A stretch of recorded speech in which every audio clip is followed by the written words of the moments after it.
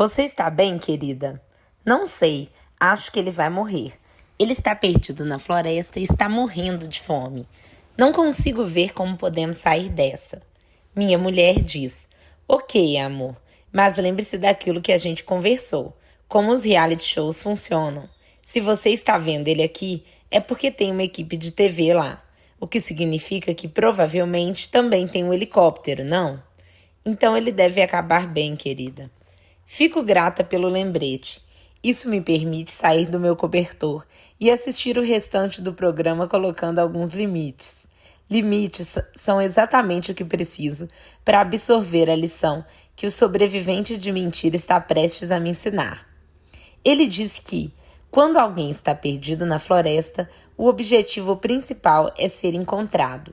A melhor forma de ser encontrado é permanecer no mesmo lugar. Mas, infelizmente, se você se perde na mata, você não pode permanecer no mesmo lugar, porque precisa tentar achar comida e suprimentos para sobreviver. O que estou entendendo é que, para sobreviver, uma pessoa perdida precisa ficar no mesmo lugar e não ficar no mesmo lugar. Ops, é por isso que a floresta não é lugar de gente, penso. Continuo ouvindo. O sobrevivente de mentira tem uma solução. Ele explica que a estratégia mais eficiente que uma pessoa perdida pode usar para aumentar suas chances de ser encontrada e ficar bem é: ela precisa encontrar sua árvore de toque. Uma árvore de toque é uma árvore forte, grande, facilmente reconhecível, que se torna a base da pessoa perdida. Ela pode se aventurar na floresta, contanto que retorne à sua árvore de toque sempre. Esse retorno perpétuo é o que vai evitar que ela se distancie demais. Passei grande parte da minha vida perdida em florestas de dor, relacionamentos, religião, carreira, serviço, sucesso, fracasso. Pensando nessas épocas, consigo relacionar a sensação de estar perdida à decisão de transformar algo alheio a mim em minha árvore de toque. Uma identidade, uma crença, uma instituição, ideias motivacionais, um trabalho, outra pessoa, uma lista de regras, aprovação, uma antiga versão de mim mesma. Agora, quando me sinto perdido, lembro que não estou na floresta. Eu sou minha própria árvore. Então, retorno a mim mesma e habito novamente meu corpo. Quando faço isso, sinto meu queixo se erguer e meu corpo se esticar. Faço uma escavação profunda no solo fértil sob mim, feito de todas as garotas e mulheres que já viveram, de todo o rosto que já amei, de cada amor que já perdi, de cada lugar em que já estive, se desfazendo e se misturando, de cada conversa, cada livro e cada música que cantei. Tudo e se decompondo sob mim. Nada é desperdiçado. Meu passado inteiro está aqui, me mantendo de pé e me nutrindo. São coisas que estão fundas demais, invisíveis aos outros, que estão ali só para me dar forças. Então, vão subindo e subindo até meus galhos, minha imaginação, altos demais para que qualquer outra pessoa veja, se esticando além, crescendo em direção à luz e ao calor. Então, o meio, o tronco, a única parte minha inteiramente visível para o mundo. Macia e polposa por dentro, áspera e firme pelo lado de fora. Só o suficiente para me proteger e me conter. Exposta e segura. Sou tão antiga quanto a terra em que estou plantada, e tão jovem quanto minha flor mais recente. Sou minha árvore de toque, forte, única, viva, ainda crescendo. Tenho tudo de que preciso embaixo de mim, acima de mim, dentro de mim. Eu nunca vou me perder. Baldes. Outro dia desses, prestes a cair no sono, ouvi uma batida fraca na porta do quarto. Entra, falei. Tish parou ao meu lado na cama, com os olhos cheios d'água, envergonhada. O que houve, querida? Estou com medo. De quê? De tudo, de nada. Não é que tenha nada errado. Na verdade, é só que eu estou sozinha aqui, no meu corpo. Estou só, solitária, sei lá. Eu me esqueço disso durante o dia, quando estou ocupada. Mas de noite na cama eu lembro. Estou sozinha aqui. Dá muito medo. Tish deitou na cama comigo, nossa cabeça no mesmo travesseiro, e nos encaramos. Estávamos procurando, tentando nos encontrar uma na outra, tentando permear as fronteiras entre nós. Era algo que fazíamos desde que o médico colocou Tish nos meus braços, e eu falei, oi anjinho, desde que me inclinei e tentei respirá-la para dentro dos meus pulmões. Desde que aproximei minha boca da dela e tentei engolir seu hálito doce para torná-lo meu. Desde que meus molares doíam quando eu brincava com seus dedinhos dos pés e eu entendi por que alguns animais comem os filhotes. Eu e Tish tentamos destruir o espaço que seu nascimento criou entre nós desde que nos transformamos de um corpo em dois. Mas nossa separação aumenta a cada passo, cada palavra, cada ano que se esvai. Afastando, afastando. Segure minha mão, querida. Pode entrar. Estou com medo, mamãe. Afastei uma mecha de cabelo do rosto dela e sussurrei. Também me sinto sozinha aqui dentro. Lembra quando a gente estava na praia hoje e tinha aquela garotinha entrando no mar, enchendo os baldinhos de plástico de água? Às vezes eu sinto que sou um daqueles baldes de mar, ao lado de outros baldes de mar, querendo que a gente pudesse se derramar uma na outra, se misturar de alguma forma, para não estarmos tão separadas. Mas sempre temos esses baldes entre a gente. Tish sempre foi a melhor em entender metáforas. Aquela coisa que você sente, mas não consegue ver, bebê, é que nem aquela coisa que você consegue ver. Ela ouviu enquanto eu falava sobre os baldes, e seus olhos cor de mel e profundos se arregalaram. Ela sussurrou de volta. É tipo isso. Eu contei que, talvez ao nascer, nossa água seja despejada da fonte nesses corpos baldinhos. Quando morremos, somos esvaziados e retornamos àquela fonte e uns aos outros. Talvez morrer seja só retornar, deixando esses pequenos recipientes e voltando para nosso lar. Talvez, então, toda essa dor de separação que sentimos aqui vai desaparecer, porque estaremos misturadas de novo. Nenhuma diferença entre mim e você. Sem balde, sem pele, tudo mar. Mas, por enquanto, eu falei, você é um baldinho de água do mar. É por isso que você se sente tão grande e tão pequena. Ela sorriu, dormiu. Eu a observei por um tempo e sussurrei uma prece no seu ouvido. Você não é o balde, você é o mar. Mantenha-se fluida, bebê. Bordo. Certa manhã, no meio do processo do divórcio, liguei para Liz para pedir um conselho sobre maternidade. Ela não tem filhos, mas ainda é sã o suficiente para ter uma boa perspectiva. Eu sei que tudo está bem e tudo está certo em um nível mais profundo e tudo mais. Eu sei de tudo isso, mas sei lá, estou preocupada, com medo de ter destruído a cabeça das crianças. Elas estão confusas e assustadas, e pelo amor de Deus, essa é a única coisa que eu jurei que nunca faria com elas. Certo, Glennon, diz Liz. O que estou vendo é o seguinte, a sua família está em um avião neste momento. Você é a comissária de bordo e as crianças são passageiros no seu primeiro voo. O avião acabou de entrar numa turbulência séria e o avião está balançando. Comentei, parece que é isso mesmo. Certo, o que os passageiros fazem quando há uma turbulência? Eles olham para os comissários de bordo. Se a comissária parece em pânico, os passageiros entram em pânico. Se os comissários ficam calmos e tranquilos, os passageiros sentem seguros e fazem o mesmo.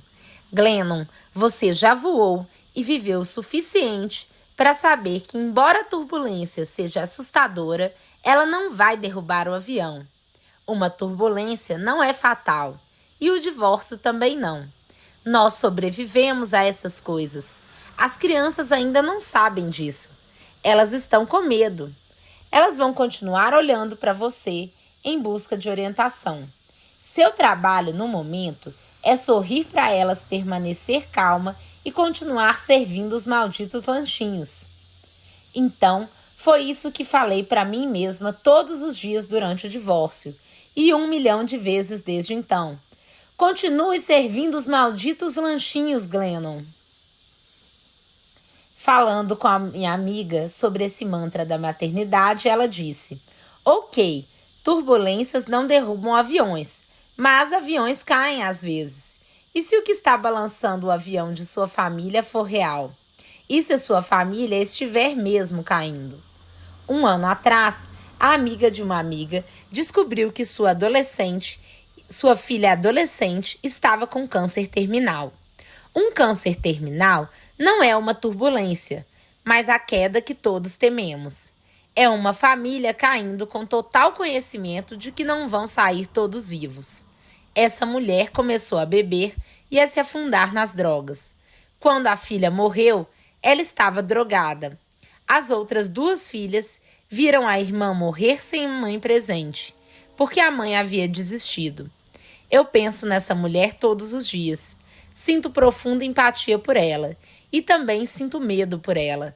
Temo que um dia ela realmente pare, finalmente, e sinta, nesse momento de quietude, um arrependimento tão grande que será impossível permanecer nele.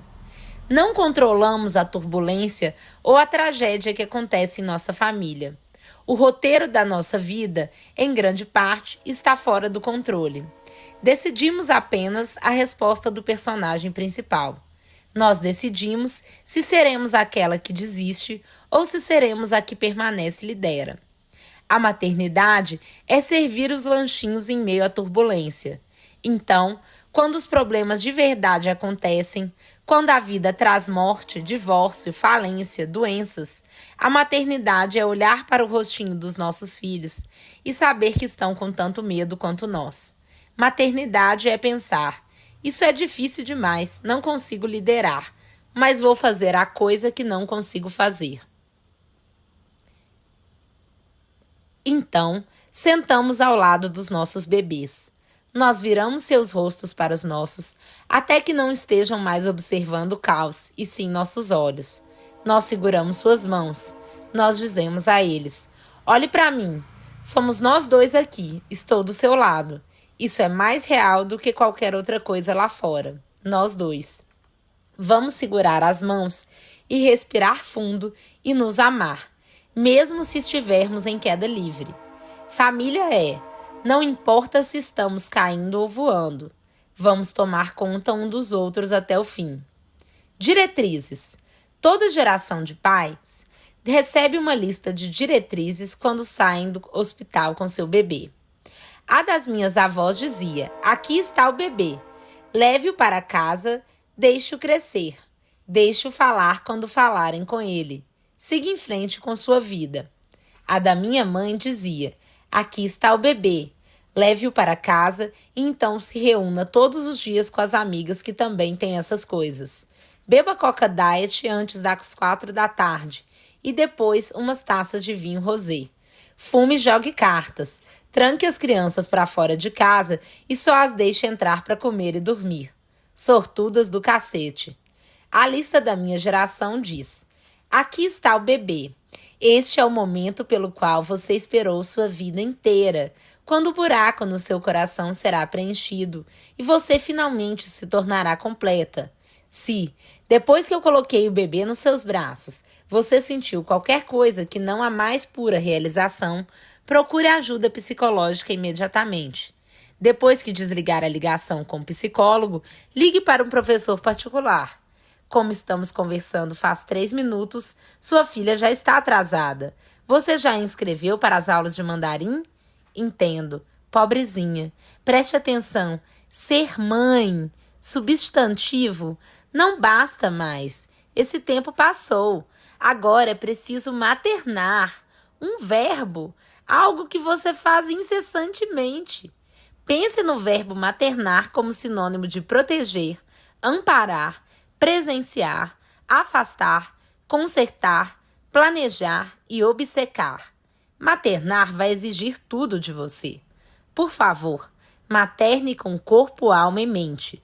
Maternar é sua nova religião, na qual você vai encontrar a salvação. Seu filho é a salvação. Converta-se ou seja condenada. Vamos esperar enquanto você cancela todos os seus outros planos de vida. Obrigada. Agora, o objetivo de uma mãe é: nunca permita que nenhuma dificuldade se apresente ao seu filho. Para essa finalidade, a criança precisa ganhar todas as competições em que entrar. Aqui estão 400 troféus de participação, pode distribuir. Ela deve sentir que todo mundo gosta dela e a ama e quer estar com ela o tempo inteiro. Ela precisa estar constantemente entretida e se divertindo. Todos os seus dias na Terra precisam ser tipo a Disney, mas melhor. Se vocês forem à Disney, comprem o passe rápido, porque ela não pode ser obrigada a enfrentar filas. Por nada. Nunca. Se outras crianças não quiserem brincar com ela, ligue para os pais, descubra o motivo e insista para que resolvam. Em público, siga na frente da criança e a proteja de qualquer rosto infeliz que possa deixá-la triste, de qualquer rosto feliz que possa lhe deixar achando que está sendo excluída. Quando ela tiver problemas na escola, ligue para a professora e explique aos gritos que sua criança não comete erros. Insista que a professora peça desculpas pelo seu próprio erro. Nunca deixe que uma gota de chuva sequer caia na cabeça frágil da criança. Crie este ser humano sem nunca permitir que sinta uma única emoção humana desconfortável. Dê a ela uma vida sem permitir que a vida aconteça a ela. Em resumo, sua vida acabou e sua nova existência agora gira em torno de se certificar de que a vida dela nunca comece. Boa sorte! A gente recebeu diretrizes péssimas. Nossas diretrizes péssimas são o motivo pelo qual estamos exaustas, neuróticas e culpadas. Nossas diretrizes péssimas também são o motivo pelo qual nossos filhos são péssimos. Sim, nossos filhos são péssimos, porque pessoas que não são péssimas são as que falham, sacodem a poeira e tentam de novo. Pessoas que não são péssimas são as que foram magoadas, então têm empatia por quem é magoada também. Pessoas que não são péssimas são as que aprendem com os próprios erros, lidando com as consequências. Pessoas que não são péssimas são pessoas que aprenderam a ganhar com humildade e a perder com dignidade. Nossas diretrizes nos fizeram roubar dos nossos filhos a única coisa que vai permitir que eles se tornem fortes: lutar. Essas diretrizes péssimas também são o motivo pelo qual nos ocupamos com coisas triviais enquanto o mundo que nossos filhos herdarão está sendo destruído. Ficamos obcecadas por lanches saudáveis, enquanto as crianças fazem treinamento contra atiradores na escola. Agonizamos de preocupação com o vestibular, enquanto a terra derrete ao redor delas. Não acredito que tenha existido uma geração mais maternada e menos protegida. Nova lista de diretrizes. Aqui está o bebê. Ame-o em casa. Na hora de ir votar, na rua. Deixe que tudo aconteça com ele. Esteja presente. Poemas. Quando Chase era pequeno, era comum encontrá-lo na mesa da cozinha, desenhando mapas mundi e fazendo listas de todos os países e suas capitais. Ele passava tardes inteiras escrevendo suas próprias músicas, e nós colecionávamos os pequenos poemas que ele deixava pela casa. Quando ele fez 13 anos, nós compramos um celular para ele, porque ele queria muito um e nós queríamos deixá-lo feliz. Aos poucos, vimos Chase desaparecer. Ele parou de desenhar mapas e de ler e de escrever, e nós paramos de encontrar poemas pela casa. Quando ele estava conosco, eu sentia sua necessidade de estar lá, ao invés de aqui. Então, Mesmo quando ele não estava no telefone, ele não estava presente. Chase só flutuava entre nós. Seus olhos mudaram, ficaram um pouco mais pesados, menos brilhantes. Eram olhos mais brilhantes que eu tinha visto um dia. Não eram mais. No celular, ele encontrou um lugar mais fácil de existir do que na própria pele. Foi trágico, porque é dentro do desconforto da nossa própria pele que descobrimos quem somos. Quando estamos entediados, nos perguntamos: o que eu quero fazer? Somos guiados para algumas coisas: papel e caneta, um violão, a mata atrás de casa, uma bola de futebol, uma espátula.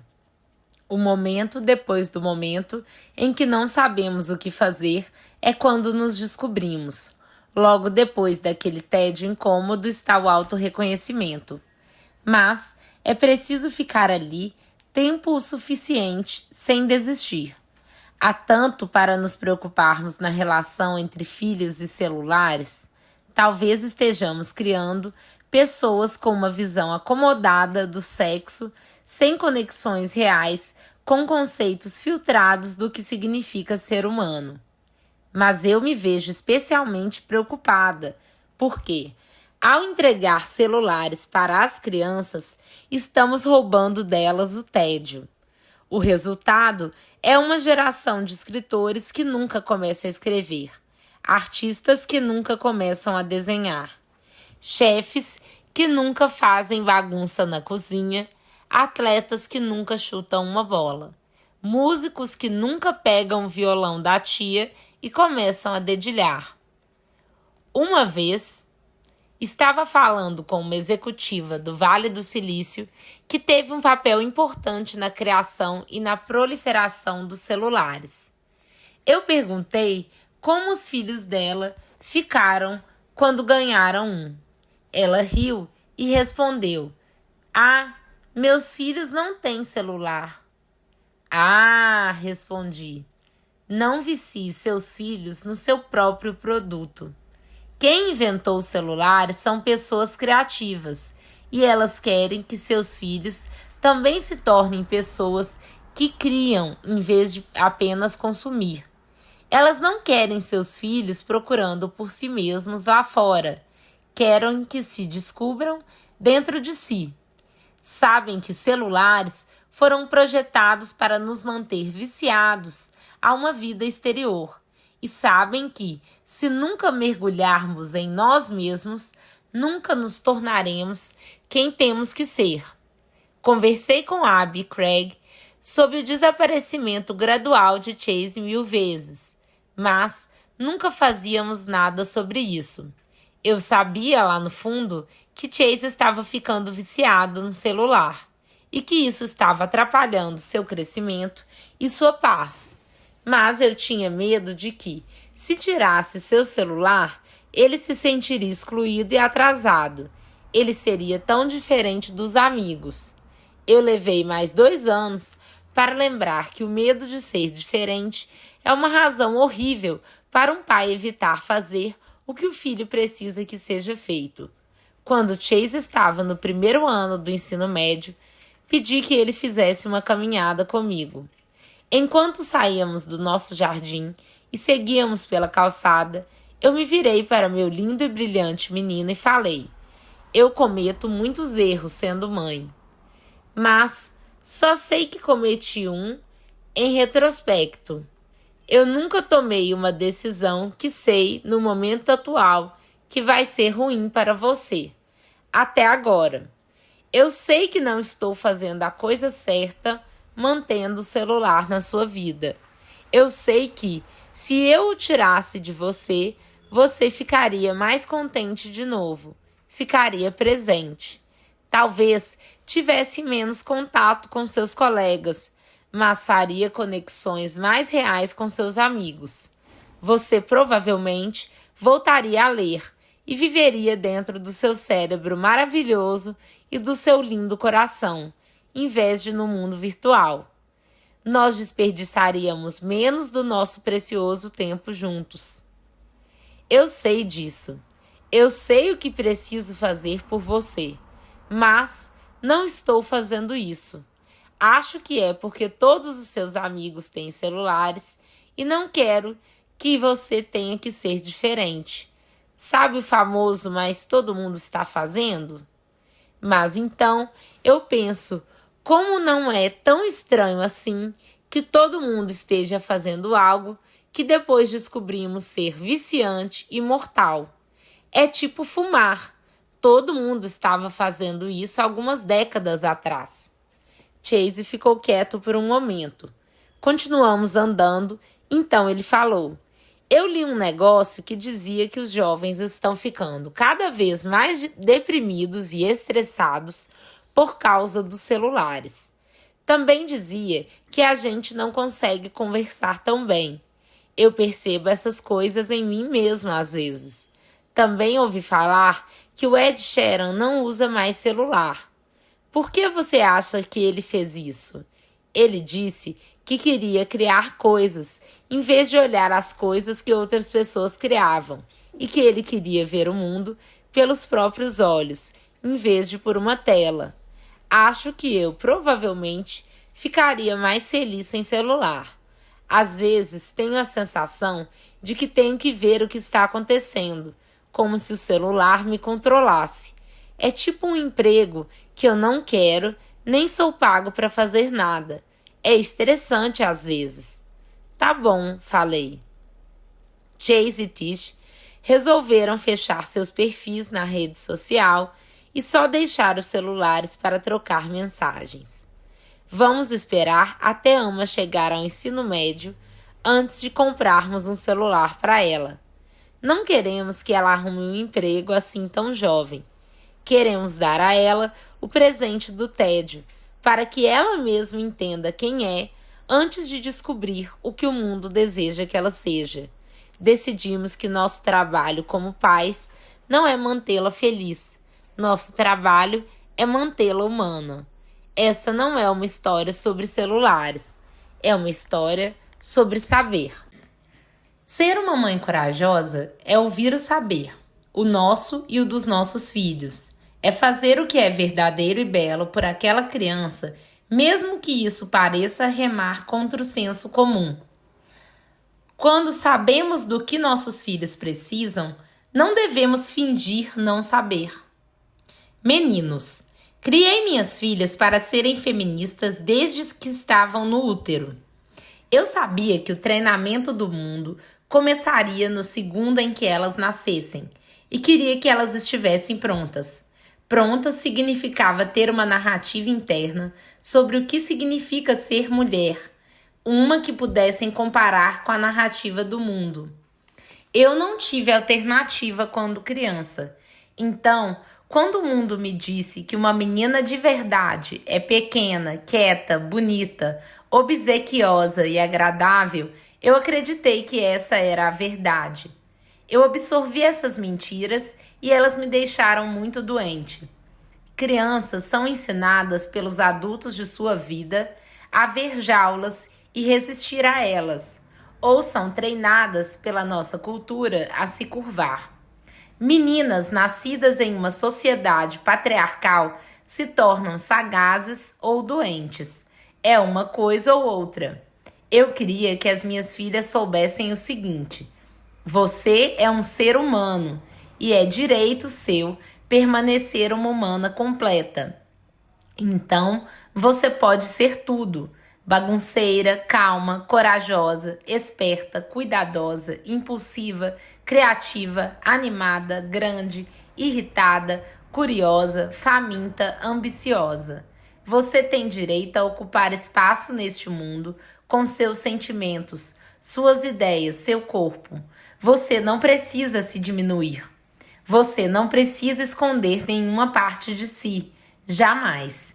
É uma batalha vitalícia para uma mulher permanecer completa e livre em um mundo determinado a enjaulá-la. Eu queria dar às minhas meninas o que quer que precisassem para lutar por sua humanidade completa. A verdade é a única arma que pode vencer as mentiras convincentes que o mundo contará a elas. Então, À noite, eu colocava fones de ouvido na minha barrigona redonda e tocava audiolivros sobre mulheres corajosas e complicadas. Depois que elas nasceram, eu embalava minhas filhas com histórias sobre mulheres que escaparam das jaulas de suas culturas para viver livremente e oferecer seus dons para o mundo. À medida que ia crescendo, saímos para caminhar e eu imaginava as profissões das mulheres por quem passávamos. Aposto que essa é engenheira, executiva, atleta olímpica. Quando outra mãe comentava de brincadeira como minha filha era mandona, eu respondia: não é ótimo? É uma líder nata. Quando minhas filhas perdiam um jogo e ficavam com raiva, eu dizia: tudo bem ficar com raiva. Quando começaram a estudar e a pensar em se diminuir, eu falei: continue levantando a mão, querida. Você pode ser corajosa e brilhante exatamente como é, em qualquer lugar do mundo. Você pode ser autoconfiante e ainda ser uma menina. Funcionou. Enquanto cresciam, elas voltavam da escola e perguntavam por que quem vencia o jogo de queimada sempre recebia o apelido de rei. Perguntavam às professoras por que na Constituição tudo estava no masculino.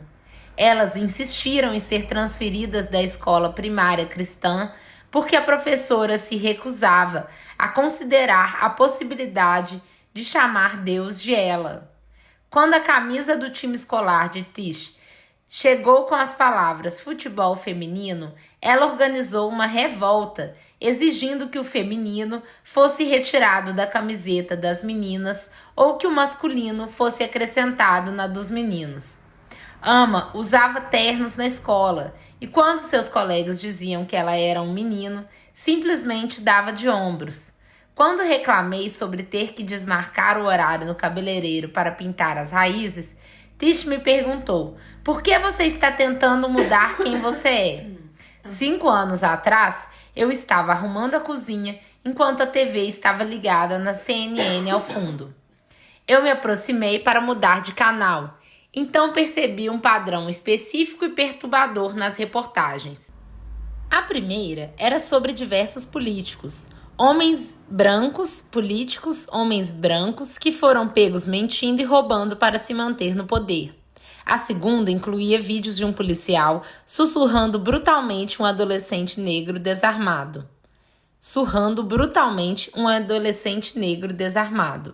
Depois vieram as seguintes notícias. Um adolescente de 15 anos entrou na escola atirando e matou 3 colegas. Uma delas, uma menina que tinha se recusado a sair com ele. Membros de um time de lacrosse universitário foram acusados de estupro coletivo. Um rapaz foi morto em um trote na faculdade. Um pré-adolescente gay se enforcou por causa do bullying que sofria na escola. Um veterano de 35 anos simplesmente perdera a batalha contra o transtorno pós-traumático.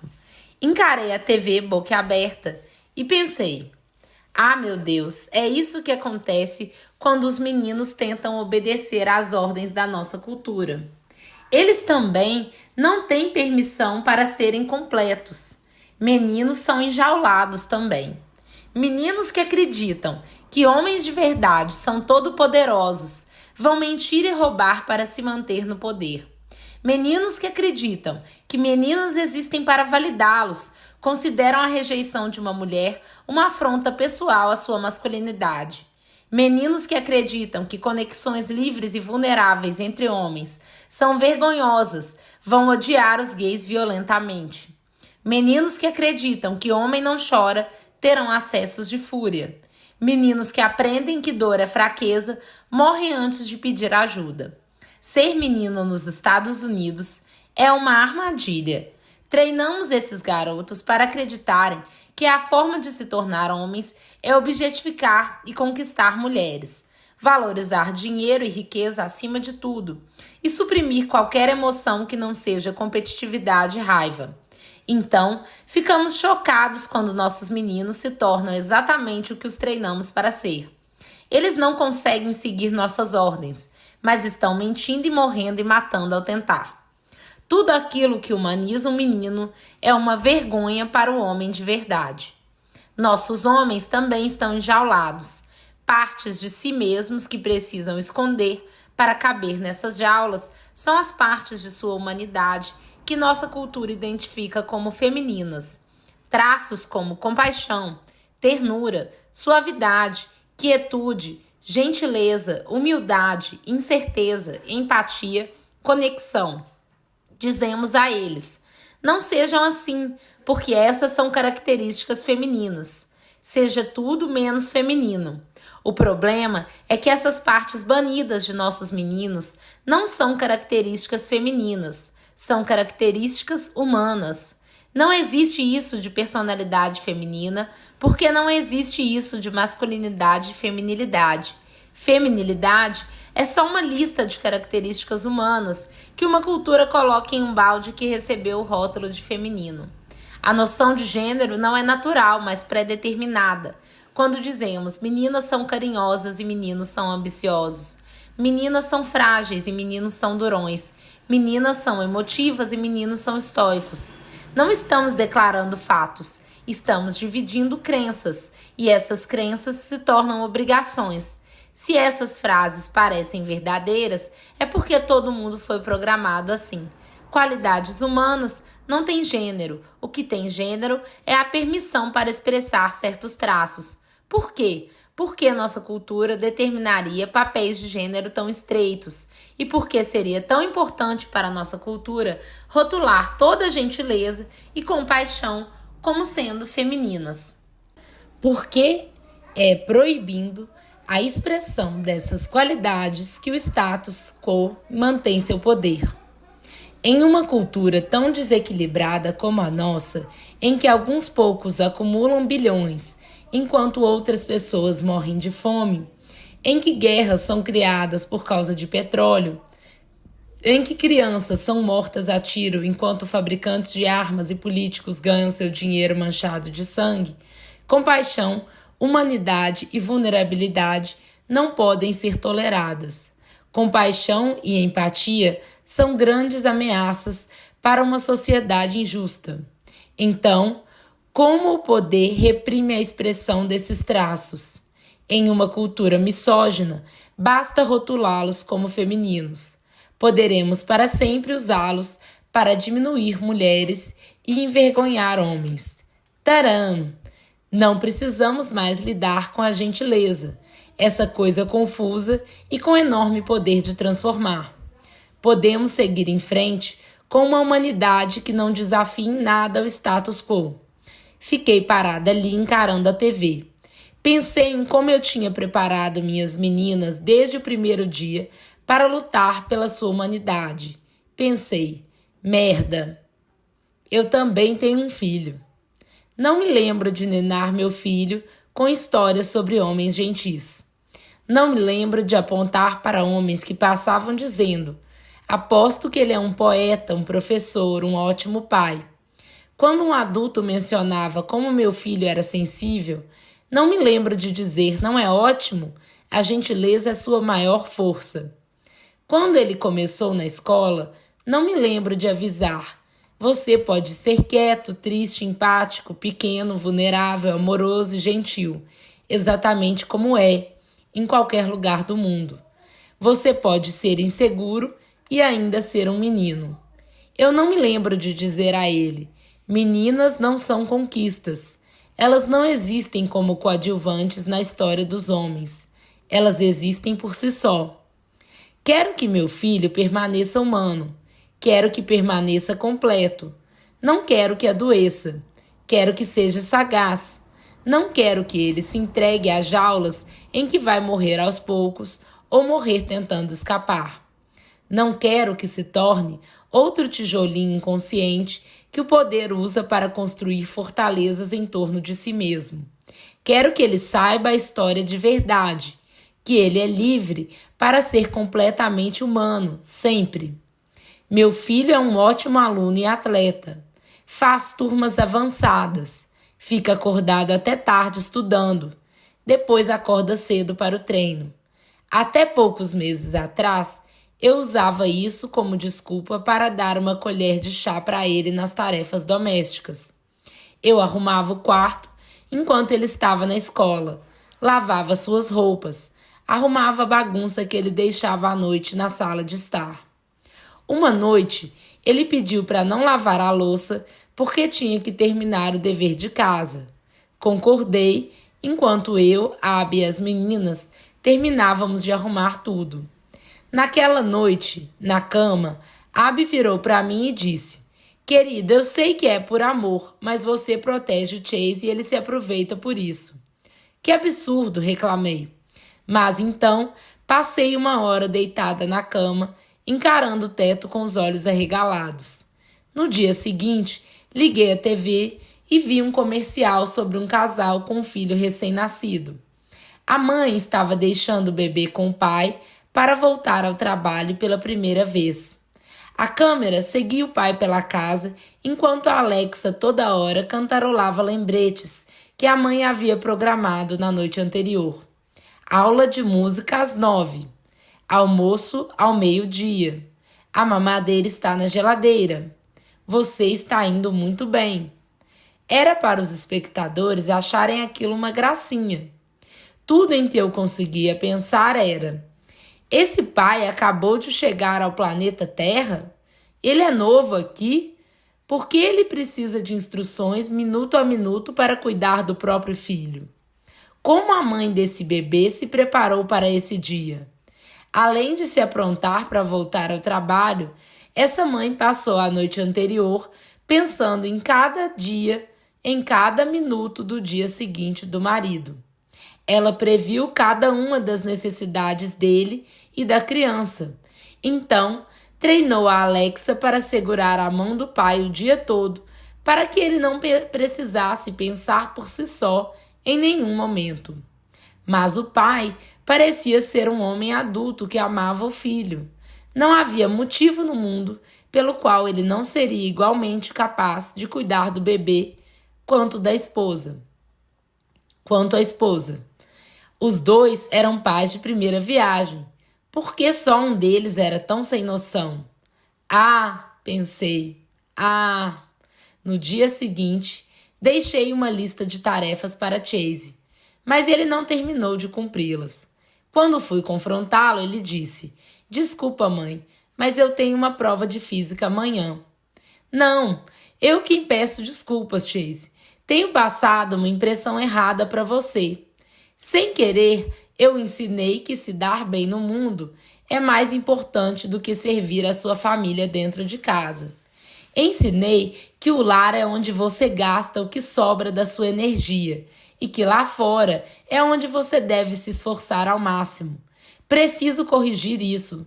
Então, aprenda o seguinte: não estou nem aí para o quanto você é respeitado lá fora, se você não estiver respeitando as pessoas de dentro da sua casa.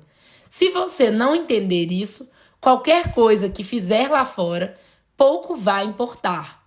Nossos meninos nascem com imenso potencial para cuidar, amar e servir. Vamos parar de treiná-los para esquecer isso. Anos atrás, meu ex-marido foi jantar com um amigo que tinha acabado de ser pai. Eles ficaram horas fora, e quando Craig voltou para casa, eu perguntei: Me conta, qual é o nome do bebê? Não sei. O quê? Tá. Como estão as coisas em casa? Eles estão exaustos? O bebê está dormindo bem? Como está a Kim? Eu não perguntei. Certo. Como está a mãe dele? O câncer piorou? Ele não comentou. Espera, mas do que vocês falaram por 2 horas? Sei lá, trabalho, futebol? Eu me lembro de olhar para Craig e pensar: eu não trocaria de lugar com ele nem por todo o dinheiro do mundo. Eu não teria aguentado os primeiros meses de maternidade sem amigas e suas opiniões sinceras sobre como aquilo é difícil. Deve ser tão solitário ser homem. Deve ser tão difícil carregar sozinho todas as coisas que deveríamos nos ajudar a carregar. Não quero que meu filho seja treinado para aguentar a solidão. Então, Quando sou obrigada a levá-lo com os amigos, seja lá para onde, desligo o rádio e pergunto: qual foi a coisa mais constrangedora que aconteceu com vocês essa semana? O que vocês mais gostam no Jeff, no Juan, no Chase? Ei, pessoal, quem vocês acham que é a pessoa mais solitária da turma? Qual é a sensação de ficar escondido dentro do armário durante esses treinamentos contra atiradores? Pelo retrovisor, vejo os meninos revirando os olhos, mas logo eles começam a falar e me impressiono ao ver como seus pensamentos, sentimentos e ideias são interessantes.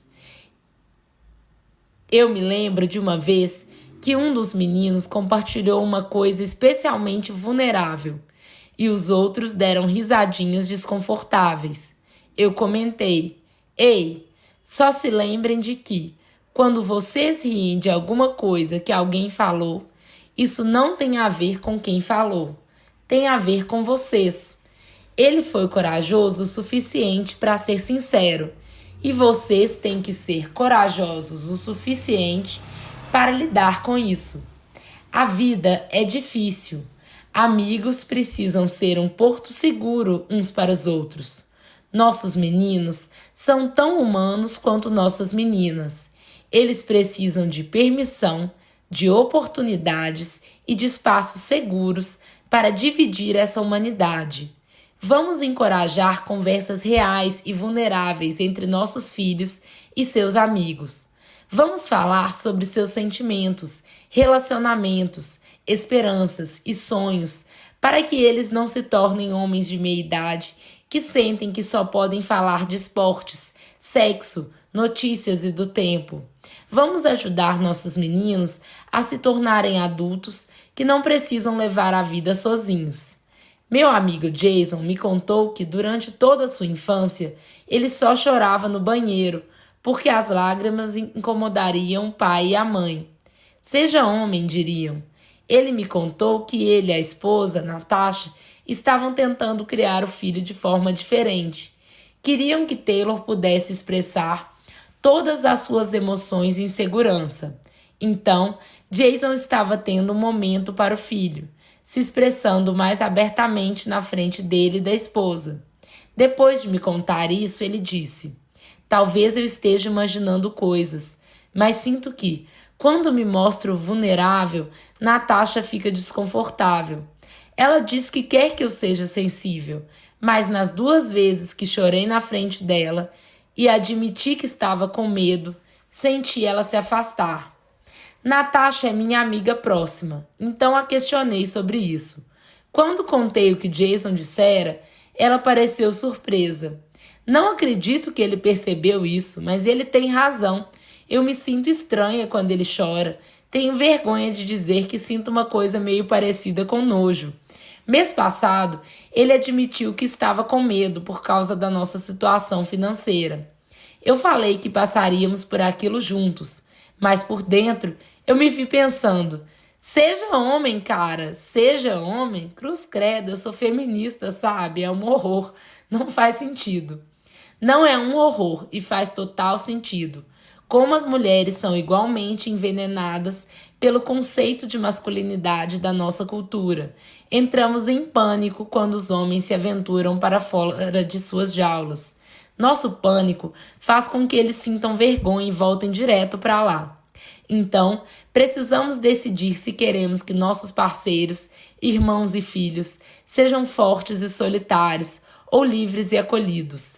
Talvez parte da libertação de uma mulher seja libertar também seu parceiro, seu pai, seu irmão, seu filho.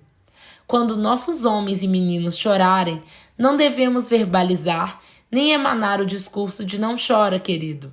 É preciso estar confortável e permitir que os homens de nossa vida possam expressar, gentil e constantemente, suas dores humanas. Desse modo, os acessos de raiva deixarão de ser seu meio de comunicação favorito. Vamos abraçar nossa força, de modo que nossos homens possam parecer frágeis. Vamos todos, homens e mulheres, e todos entre uma coisa ou outra ou além, reivindicar nossa humanidade completa. Conversas. Quando eu tinha 9 anos, Tish foi comigo à nossa livraria favorita. Quando entramos, ela parou em frente à estante de revistas. Uma parte de modelos, cada uma mais loura, mais magra e mais vazia que a anterior. Todas fantasmas e bonecas. Tish observou aquilo. Como de costume, fiquei tentada a distraí-la, puxá-la, deixar para trás isso. Mas essas mensagens não ficam para trás porque estão em todos os lugares. Ou deixamos que nossos filhos a compreendam sozinhos, ou mergulhamos nelas com eles. Abracei Tish e ficamos olhando as capas em silêncio por um momento. Interessante, não? Que história essas revistas estão contando sobre o que significa ser mulher? Tish, acho que mulheres são muito magras e louras e bem brancas e usam muita maquiagem, sapatos altos e pouca roupa. O que você acha sobre essa história? Vamos dar uma olhada em volta. As mulheres aqui nesta loja contam a mesma história que essas revistas estão vendendo?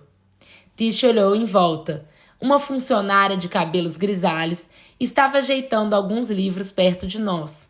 Uma mulher latina folheava um livro de memórias na mesa. Uma mulher, já no final da gravidez, com o cabelo azul brilhante, tentava controlar um garotinho comendo um biscoito. Tish, não, nem um pouco. Fomos para casa e Tish correu para o quarto. 15 minutos depois, ela abriu a porta e gritou escada abaixo. Mãe, como é que escreve petição? Eu procurei no Google. É uma palavra difícil. Ajude a salvar a humanidade. Querido mundo, essa é uma petição para mostrar que eu, Tish Melton, acredito firmemente que revistas não deveriam mostrar a beleza mais importante, que a beleza mais importante é a exterior. Isso não é verdade. Eu acho que as revistas deveriam mostrar meninas que são fortes, gentis, corajosas, legais e únicas. E mostrar mulheres com todos os tipos diferentes de cabelo e corpo. Todas as mulheres deveriam ser tratadas igualmente. Eu gostei demais da ideia dela. Não é suficiente que as mulheres tenham um tratamento igualitário dos homens. Elas precisam de tratamento igualitário entre si. Não consigo livrar meus filhos de todas as mentiras que vão ouvir sobre o que significa ser um homem ou uma mulher de verdade. Mas posso ensiná-los a serem críticos da cultura, em vez de consumidores cegos dela. Posso treinar meus filhos a detectar essas mentiras e se revoltarem, em vez de engolirem e adoecerem. Eu, de 12 anos. Essa é a verdade sobre as mulheres. Vou copiá-la. Tish, de 12 anos. Essa é uma mentira sobre as mulheres. Vou contestá-la.